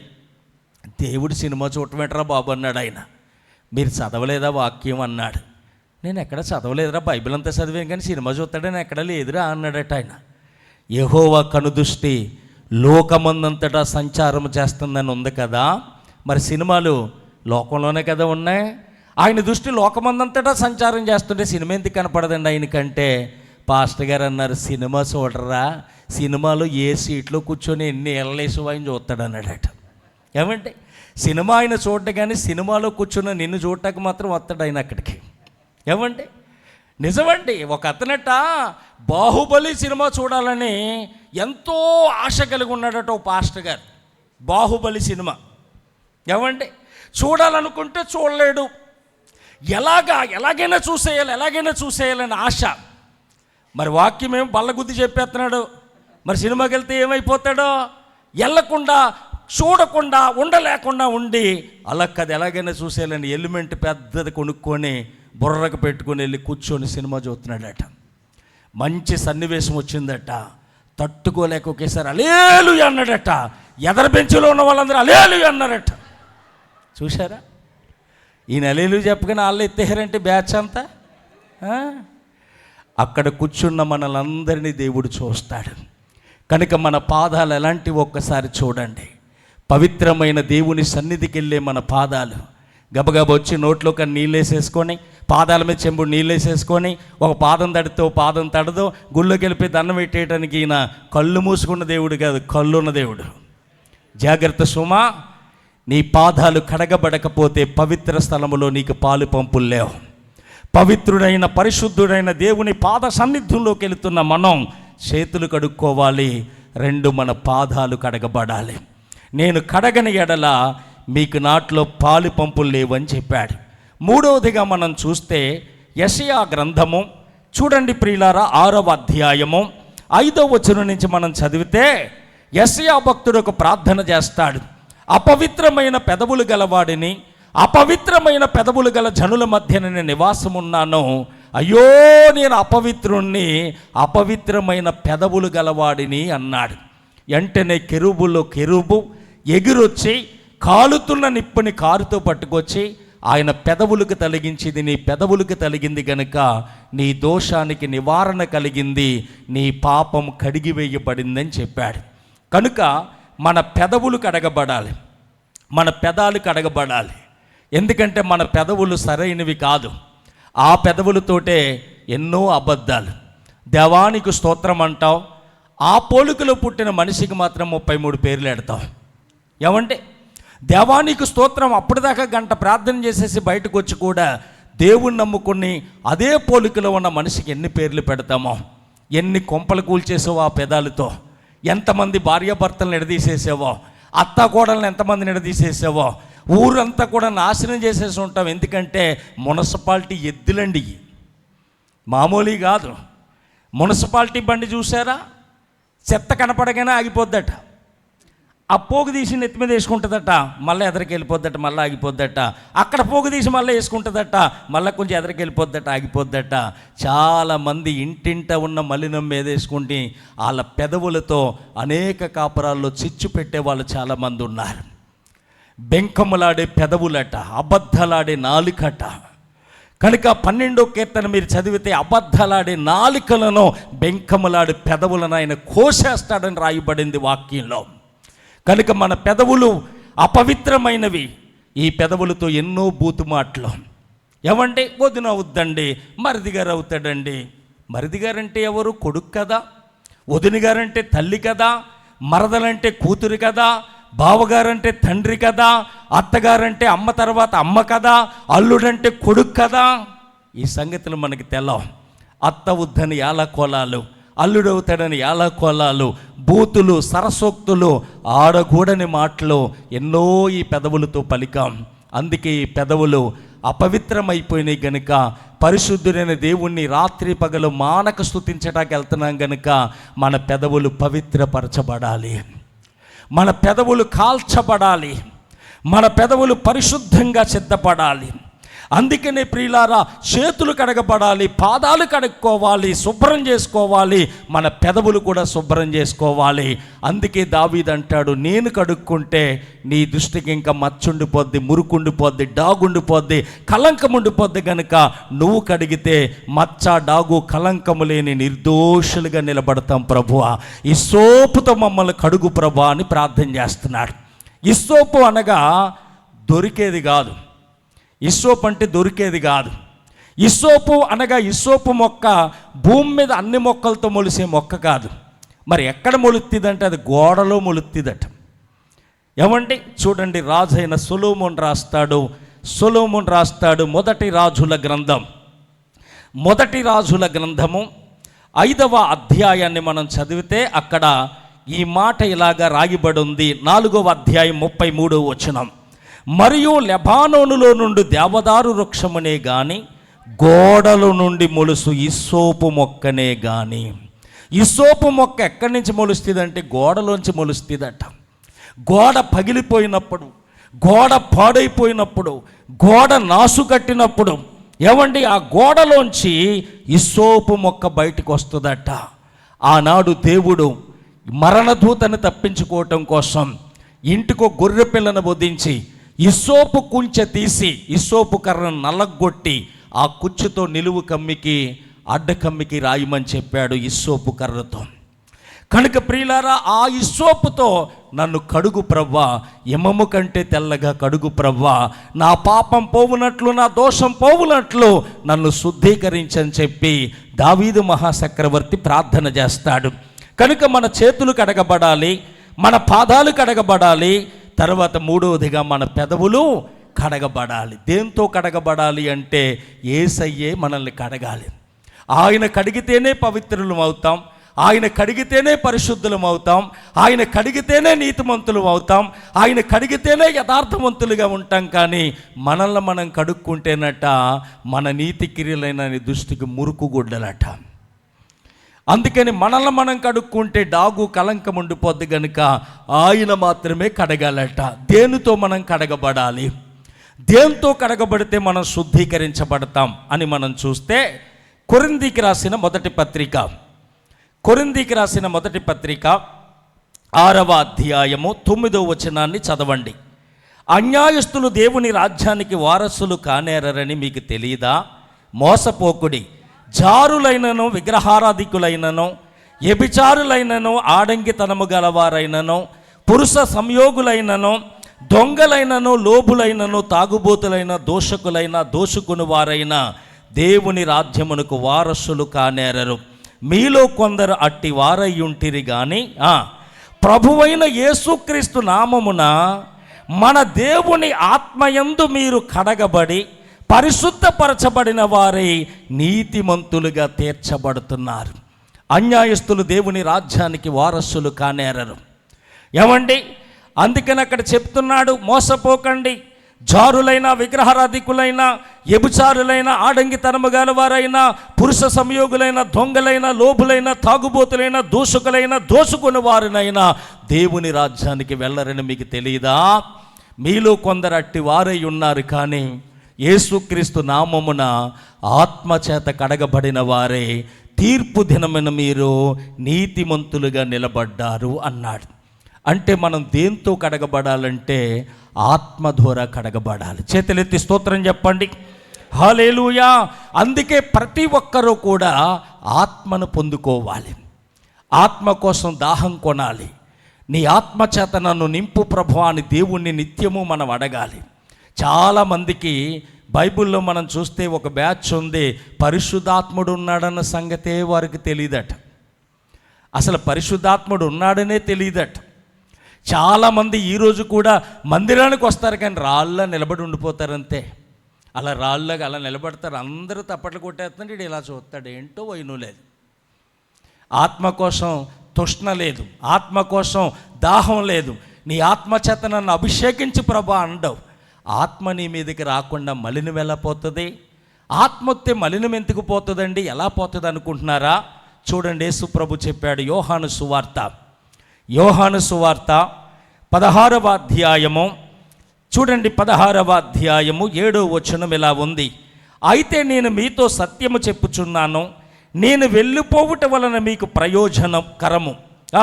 నేను వెళ్ళని ఎడల ఆదరణకర్త మీ యొద్దకు రాడు, నేను వెళ్ళని ఎడల ఆయన మీ యొద్దకు పంపుదును. ఆయన వచ్చి పాపమును గూర్చియు, నీతిని గూర్చియు, తీర్పును గూర్చియు లోకమును ఒప్పింపచేయును. చేతులెత్తి స్తోత్రం చెప్పండి. ఆత్మ ఎప్పుడైతే మన మీదకి వస్తుందో, ఆత్మను ఎప్పుడైతే మనం పొందుకుంటామో, పాపమును గూర్చియు, ఏమండి అక్కడ పాపమును గూర్చియు, తీర్పును గూర్చియు, నీతిని గూర్చియు ఒప్పింపజేస్తుందట.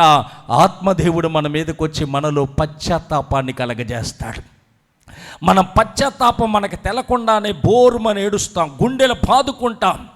అలా బాదుకొని ఏడుస్తుంటే మనలో ఉన్న మలినమంతా తొలగిపోతుంది, మన హృదయమంతా తెల్లబడుతుంది, మన హృదయమంతా శుద్ధీకరించబడుతుంది. ఆత్మ మన మీదకి వస్తేనే కానీ మనం కడగబడలేం.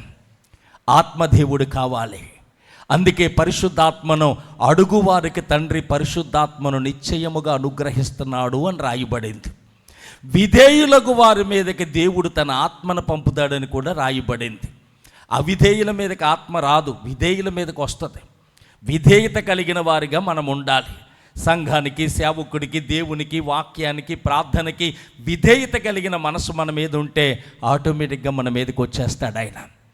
ఐక్యత కలిగిన కాడికి ముందే వచ్చేస్తాడు ఆయన. మేడగదిలో 120 మంది ఏక మనసుతో కూడి ఉంటే వాళ్ళ ఐక్యతను చూసి పైనుండి కిందికి దిగి వచ్చాడు ఆయన. చేతులెత్తి స్తోత్రం చెప్పండి. కనుక పరిశుద్ధాత్మను అందరూ పొందుకోవాలి. చాలామంది పరిశుద్ధాత్మ అంటే పడగొడుతున్నారు కదా, ఊదెత్తి పడిపోతున్నారు. అలా పడగొట్టేదే పరిశుద్ధాత్మ. ఆ వరం మా పాస్టర్ గారికి లేదనుకుంటారు. మాకు ఆ వరం లేదు, నిలబెట్టే వరమే ఉంది. పడగొట్టే వరం లేదు, మాకు ఇవ్వలేదు దేవుడు. ఏం చేస్తాం? ఏమండి, ఆది యందు బొమ్మను చేస్తే బొమ్మ పడుకుంది, లేగట్లేదని దేవుడు నోరెట్టి ఊస్తే పడుకున్న మనిషి లేచాడు. ఈరోజు మనిషి నిలబడిన మనిషి మీద ఊస్తే నిలబడినాడు పడుకుంటున్నాడు. ఏది గొప్ప చెప్పండి? పరిశుద్ధాత్మ పడగొట్టదు, నిలబెడుతుంది.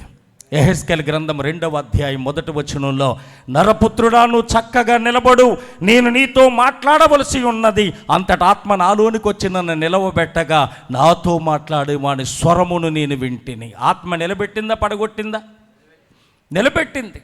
మార్కు సువార్త 9వ అధ్యాయాన్ని మీరు చదివితే 24 నుంచి 30 వరకు చదివితే, అంతటి దురాత్మ విలవిల్లాడించి వాడిని పాడవేయగా యేసు వచ్చాడు, చెయ్యి పెట్టి నిలబెట్టాడు. నిలబెట్టేది దేవుని ఆత్మ, పడగొట్టేది దురాత్మ. కానీ ఈరోజు చాలామంది పడగొడతమే బెమ్మ ఇచ్చిలాగా, ఇంక తెల్లారు లెగిస్తే ఇంకా పడగొట్టేయటమే.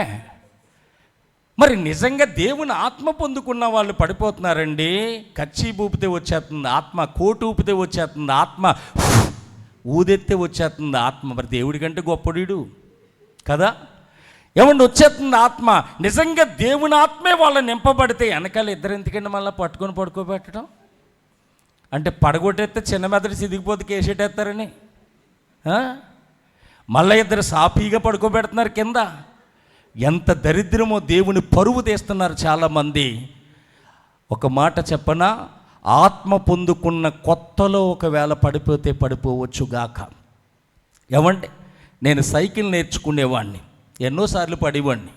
మా తాతయ్య తిరుపతి మొక్కాడు నాకు. నా పేరు వెంకటేశ్వరరావు, మా నాన్నేమో గంగాధర అని పెట్టాడు, వెంకట గంగాధర అని పెట్టాడు. మా తాతయ్య ఏమో వెంకటేశ్వరరావు అని పెట్టాడు. మా అమ్మమ్మేమో వెంకన్న అని పెట్టింది. మా అమ్మేమో మోటగా ఉంది శ్రీను అని పెట్టింది. మా ఆత్మీయ తండ్రి అరుణ్ కుమార్ అని పెట్టాడు, అంటే ఎలుగు కుమారుని నేను. దేవుడికి స్తోత్రం. ఈ పేరే నాకు బాగుంది. కనుక అప్పుడు మా తాత మొక్కుబడి మొక్కాడు. ఆ మొక్కి డబ్బుల్లో తీసుకెళ్ళటానికి కర్మ నాకు వచ్చింది.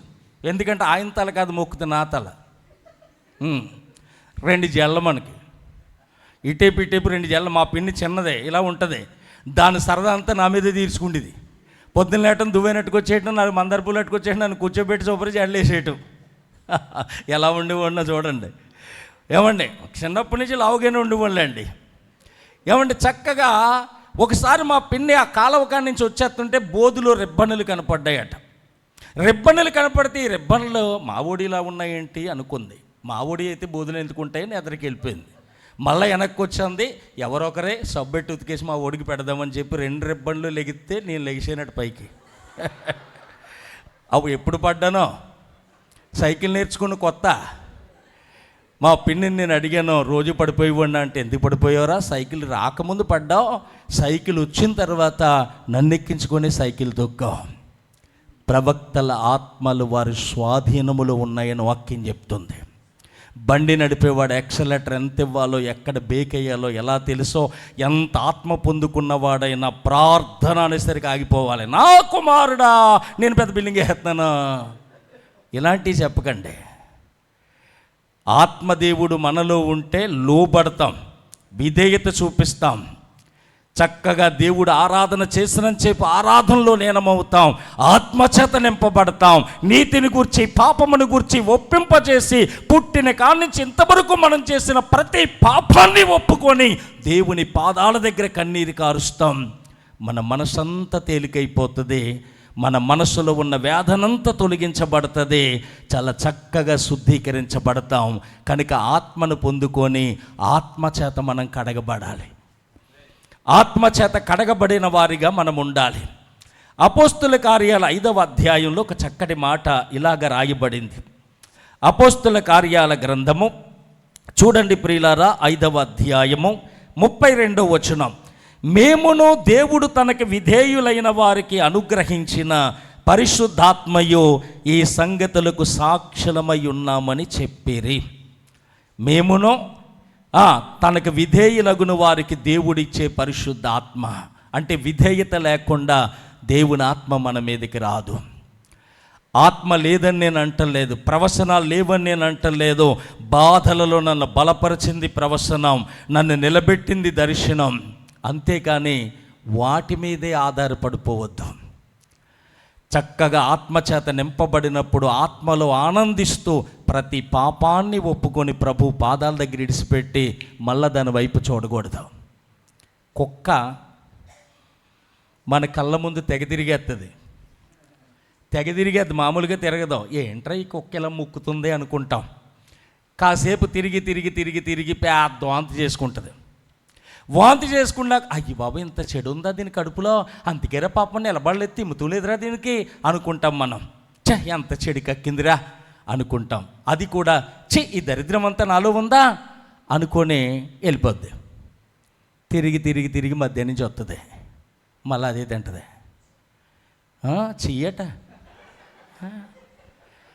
మనల్ని కూడా దేవుడు దేంతో పోల్చాడు? కడగబడిన పంది కక్కిన దాన్ని తినే కుక్క అంద బైబిల్. రక్షణ పొందు రోజు చెరువు కొట్టినా, కాలువ కొట్టినా, గోదావరి కొట్టినా కక్కాం.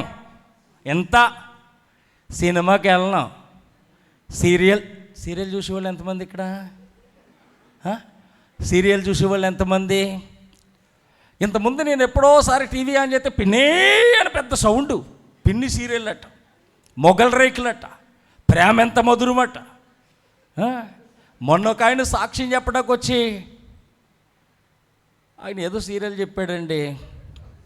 ఏదో సీరియల్ పేరు చెప్పి ఆ సీరియల్ చూస్తే ఖచ్చితంగా నేను జ్ఞాపకం ఉంటాను, నా పేరు డాక్టర్ బాబు అన్నాడు. డాక్టర్ బాబు వంటలక్క కదా, డాక్టర్ బాబు వంటలక్క, డాక్టర్ బాబు వంటలక్క, బతికంత ఇంక వంటలే పొయ్యి కాడ ఉండాలని ఏడుపు. నేను పొద్దున చెప్పాను, అక్కడ పెడతాడు మంట పెడుతుంటే కొవ్వు పట్టినంత కారుతుంటే పురుగులు కమ్మగా తింటాయట. బిందు అక్కడ జరుగుతుంది పురుగులకి. జాగ్రత్త సుమా. ఆ రోజు నేను సీరియల్ అసలు చూడకూడదు. నాకు ఒక ఆవిడ ఉంది, మేనత్త అవుతుంది. ఆవిడ అందే, బాబు రే మీ చర్చిల వాళ్ళని సినిమాలకి వెళ్ళినా పర్లేదు కానీ సీరియల్ అసలు చూడనివ్వకరా అంది. దుష్టుడైన సాతానుడు చాలా చండాల పైన పడాడు. ఆడి తంత్రాలను ఎరగని వాళ్ళం కాదన్నాడు పౌలు గారు. ప్రియులారా, వాడు ఇంటి తెరతో మోసం చేసేవాడట. సేవకుడు బాప్తిస్మం ఇచ్చి కట్టుబాట్లు పెడితే మన ఇంట్లోకి బుల్లు తెరతో వచ్చేసాడు. చిన్న సైజు టీవీ, ఈ టీవీ మనందరి టీవీ, ఈ టీవీ మీ టీవీ అంటూ వచ్చేసాడు. దాన్ని కూడా కొంచెం ఉపాసాలు పెట్టి నలగొట్టేస్తే చిట్టి తెరతో వచ్చేసాడు. చిట్టి తెర. బాత్రూంలోకి వెళ్ళినా ఇదే. ఇంతకుముందు చెప్పానుగా, చిన్నపిల్లలు సెల్ ఇస్తేనే కానీ ఎలాగైతే వాళ్ళు అన్నం తినరో, వీడి సెల్ ఇస్తేనే కానీ అవ్వదు. వీడికి అవ్వకపోతే సెల్ ఇచ్చేసి బాత్రూమ్ పంపిస్తే 3 బకెట్లు అవుతుంది. ఏమంటే సినిమాలో అప్పుడు హీరోకి 2 పిల్లలు ఉండేవారట. సీరియల్లో హీరోయిన్కి 3 మొగుళ్ళట. మనకు తెలదండి. అందుకని కుటుంబాలు గల్లత్తు అయిపోతున్నాయి, నాశనం అయిపోతున్నాయి, బతుకులు చూడొద్దు అంటున్నారు. సినిమా చూడం, సీరియల్ చూడం, ఆటపాటలకు వెళ్ళాం, అల్లరితో కూడిన పనులు చెయ్యం, తాగం, తినం, పేకాడం, కోడిపందాలకు వెళ్ళాం, ఏమి వెళ్ళాం, పరిశుద్ధంగా బ్రతుకుతాం. ఎంత కక్కేవు అక్కడ, ఎంత నీ ఇయ్యాల రేపు కక్కుతాం ఇక్కడ. మళ్ళా new year, happy new year. 1వ తారీఖు హ్యాపీయే, తర్వాత అంతా బీపీయే, ఇంక అందులో తిరిగేమీ లేదు. ఏమండి, కనుక మళ్ళీ కక్కిని దాన్ని తినే వాళ్ళకి వెళ్తున్నాం కాదు. ఆ మలినమంతా మనలోంచి పోవాలంటే అగ్ని వంటి అభిషేకం మన మీదకి రావాలి. అగ్ని చేత కాల్చబడితేనే మనం పవిత్రులమవుతాం, పరిశుద్ధులమవుతాం. పరిశుద్ధాత్మ అగ్ని మన మీదకి కుమ్మరించబడాలి. అందరూ ఆత్మ చేత నింపబడాలి, ఆత్మకు లోబడాలి. పాపంను గూర్చి తీర్పును గూర్చి ఒప్పిస్తున్నప్పుడు ఒప్పుకొని ఆ పాపాన్ని విడిచిపెట్టాలి. అప్పుడు మనం శుద్ధీకరించబడతాం. కనుక ఆత్మ చేత కడగబడాలి. రెండవదిగా దేంతో కడగబడాలి? 1 యోహాను పత్రిక, త్వరగా ముగించేస్తాను చూడండి. 1 యోహాను పత్రిక 1వ అధ్యాయము 7వ వచనం. అయితే ఆయన వెలుగులోనున్న ప్రకారము మనమును వెలుగులో నడిచిన ఎడల మనము అన్యోన్య సహవాసము గలవారమై యుందుము. అప్పుడు ఆయన కుమారుడైన యేసు రక్తం ప్రతి పాపము నుండి మనలను పవిత్రులుగా చేయును.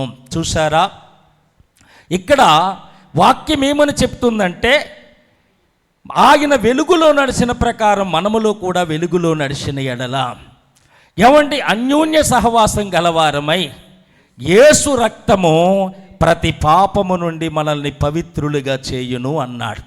యెషయా భక్తుడు తన గ్రంథములో ఇలాగ రాశాడు. రండి, యెషయా గ్రంథం 1వ అధ్యాయం 18వ వచనం.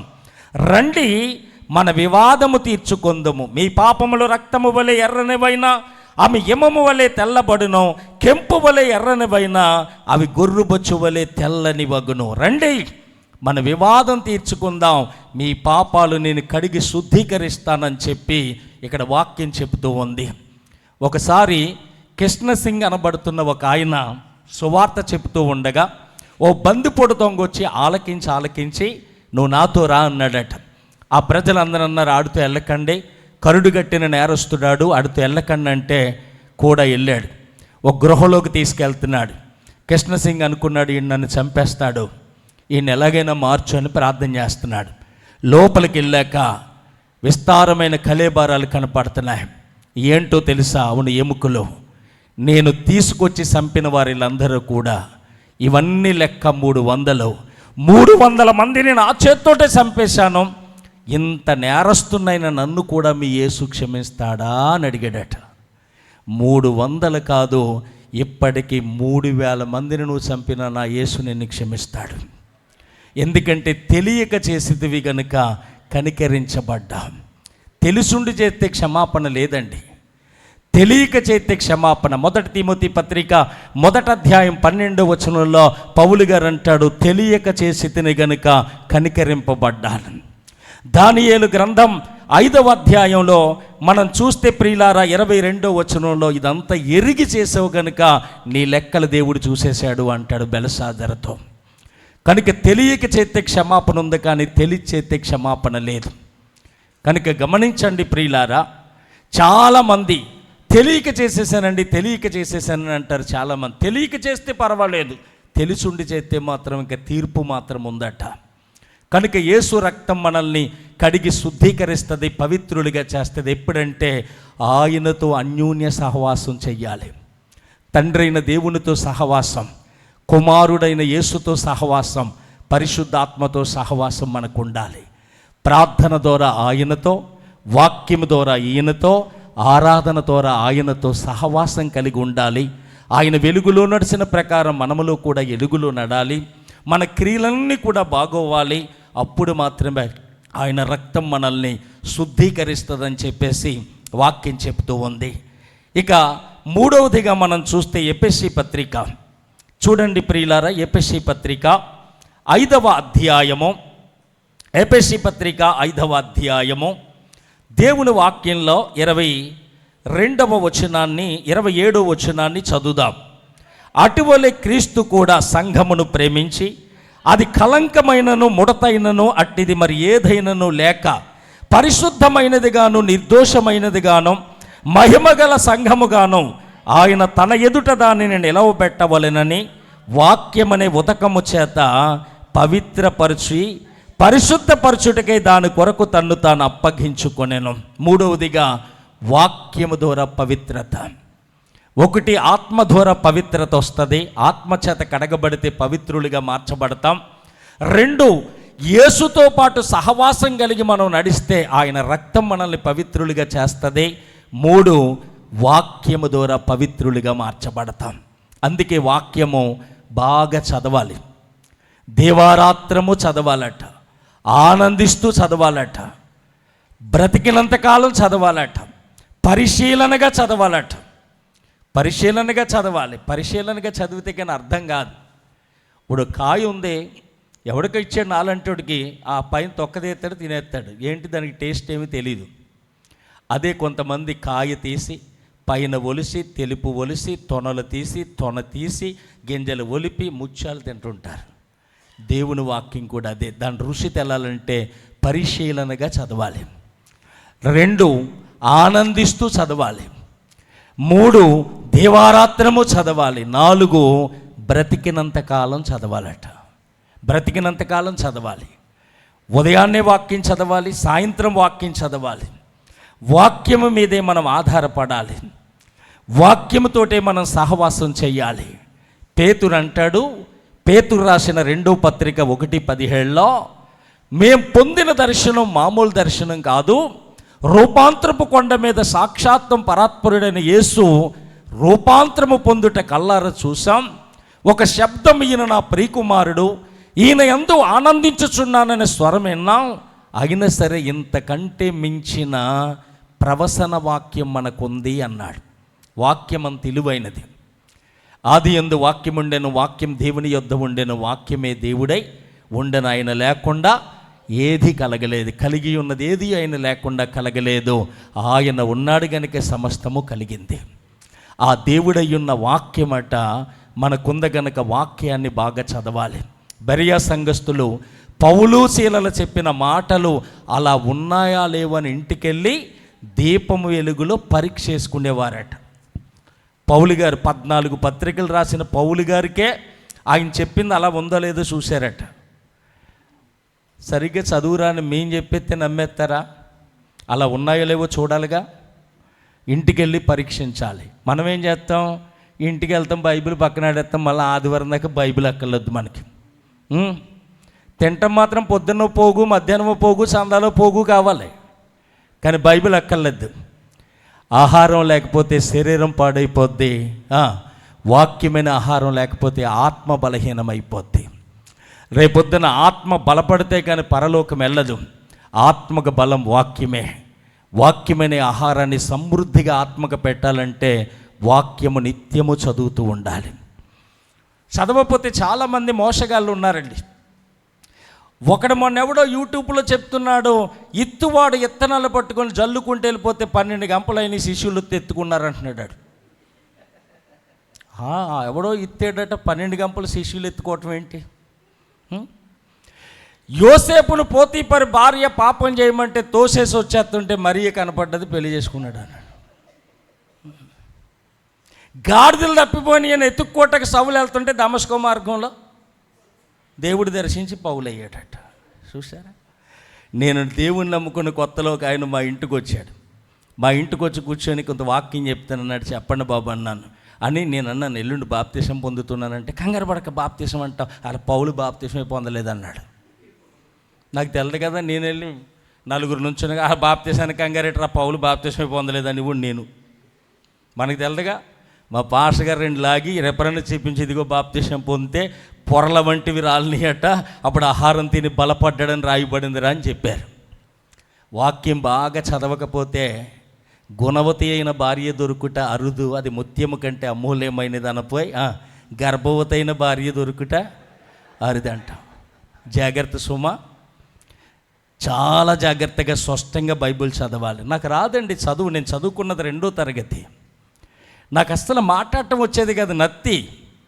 డాక్టర్ గారి దగ్గరికి వెళ్ళి ఈఎన్టీ స్పెషలిస్ట్కి చూపితే ఏంటన్నాడు, గొంతు బాగా రావాలండి అన్నాను. అసలు నువ్వు ఇలా మాట్లాడుతున్నావు, ఇంత నాలుగు ఇంతలా ఉంది, ఈ మాటలు ఎలాగ వస్తున్నాయి అన్నాడు. ఆడు చాలే బాబాయ్ అని వచ్చేసాను బయటికి. నేను సాక్ష్యం చెప్తే వెనకాల పేర్లు ఎత్తివారు వర్తమానికులు. దేవుడి దగ్గర ఏడ్చాను ఒక రాత్రి. వాక్యం కూడా చెప్పే కృపెత్తేనే నేను బయటికి వెళ్తాను, లేకపోతే వెళ్ళనన్నాను. ఆ రాత్రి హాస్పిటల్లో నర్సులు ఉంటారు, పూర్వంలో అలాంటి డ్రెస్సులు వేసుకుని ఒక ఆమె ఒక రొట్టు పట్టుకొచ్చి తినేయమని తినిపించి జగ్గుడు ద్రాక్ష రసం పోసేస్తే బడబడ తాగేసాను. పొద్దున్న లేచి ఇంకా ఆగట్లేదు, మాటలు ఆగట్లేదు. వాక్యం చదవటం నేను బాగా చదవలేను, కానీ నిలబడితే మాత్రం లాలగా మీరు చదవలేరు. అలాంటి కృప దేవుడు నాకు ఇచ్చాడు. సాధారణంగా రిఫరెన్స్ తీయకుండానే నేను బోధించాలనేది నా ఆశ. అంటే వాక్యం ఎంత చదివితే జ్ఞాపకం ఉంటాయి అనేది ఆలోచించుకోండి. వాక్యం బాగా చదివితే ఆ వాక్యం అనే ఉతక స్థానము చేత మన హృదయాలు శుద్ధీకరించబడతాయి, పవిత్రపరచబడతాయి.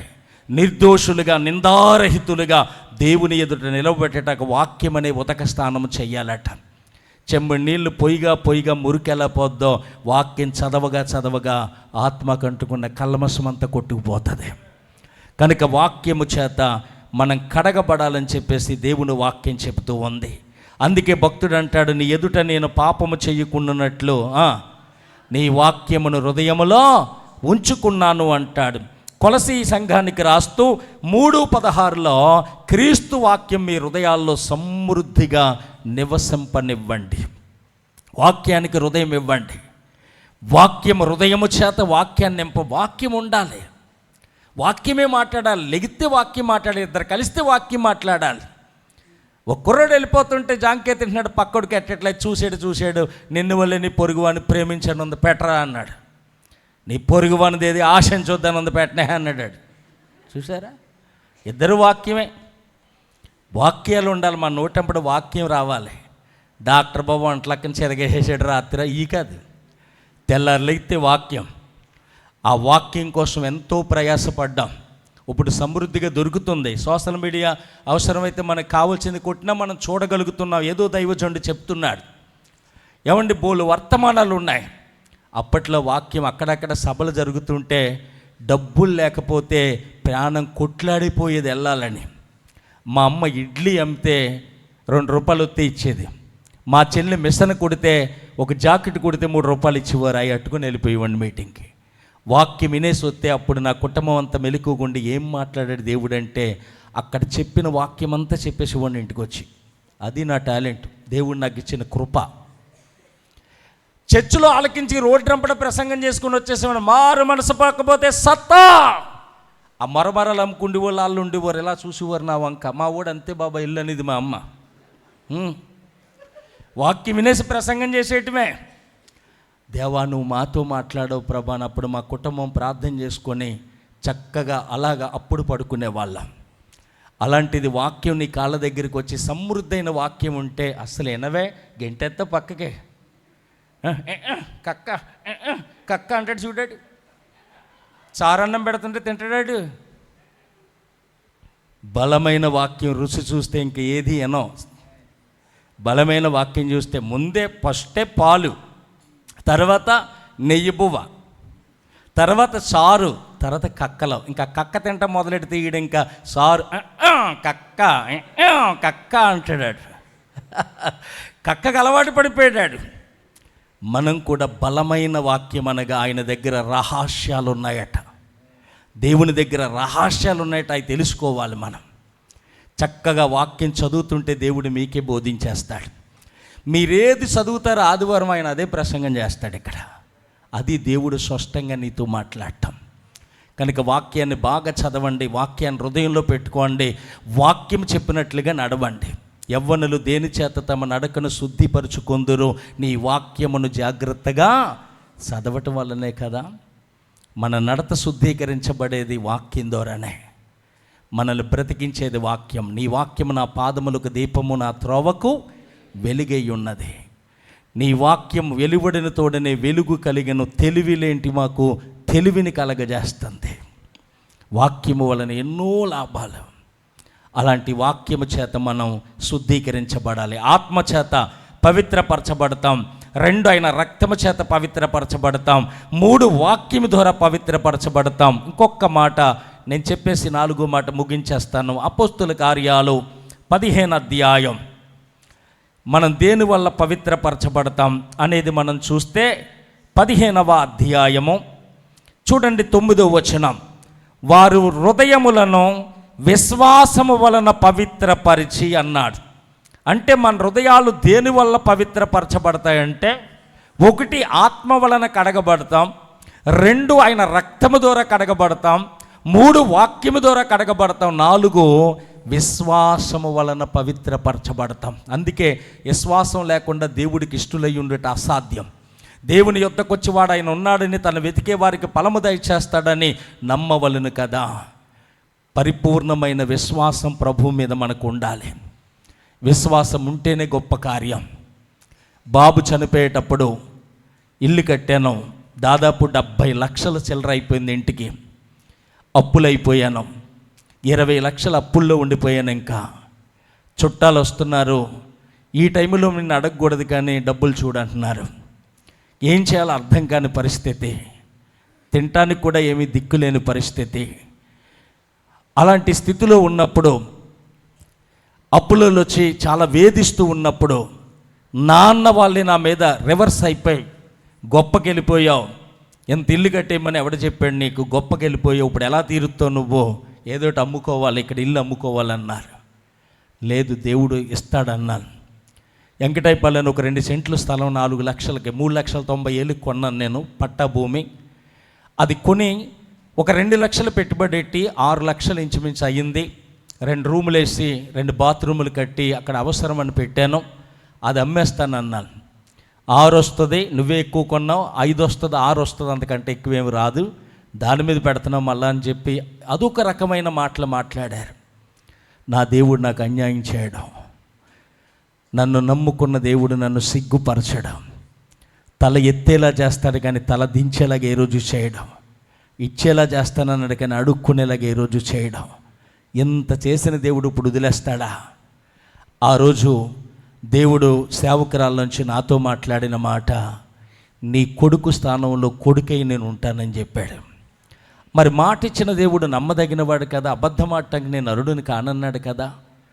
అలాగే ఒక రాత్రి దేవుని పాదాలు పట్టుకొని, ప్రభా నన్ను సిగ్గుపరచొద్దు, ఈ అప్పు తీరాలి, ఎలా తీరుతుందో నాకు అర్థం అవ్వట్లేదు, అది అమ్మకం పెడతాను, ఒకవేళ అది నేను అడగకూడదు, 5 వస్తుంది కానీ నేను 10 అడుగుతున్నాను, 10 లక్షలు నువ్వు నాకు ఇస్తే అది అమ్మేయమన్నట్టు, నువ్వు నాతో ఉన్నట్టు. చూడండి బుద్ధిహీనమైన మాట, నాతో ఉన్నట్టు లేకపోతే అది ఉంచమన్నట్టు అని నేను దేవుని దగ్గర విశ్వాసంతో ప్రార్థన చేస్తే ఎలుగు వచ్చేసరికి 14 లక్షలు ఇచ్చారండి.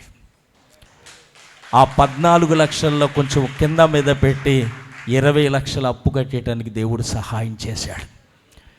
దేవుణ్ణి నమ్ముకుంటే పరిపూర్ణంగా ఆనుకోవాలి ఆయన మీద. పరిపూర్ణమైన విశ్వాసం ఆయన మీద ఉండాలి.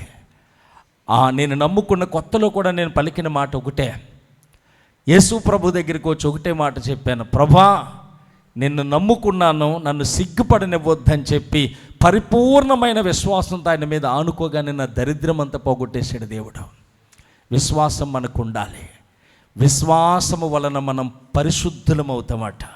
విశ్వాసం వలన మనం పవిత్రులం అవుతామట. కనుక యాకోబు అంటున్నాడు తన ఇంటి వారితో, రండి బేతేలుకి వెళ్దాం, మిమ్మల్ని మీరు పరిశుద్ధపరచుకోనండి.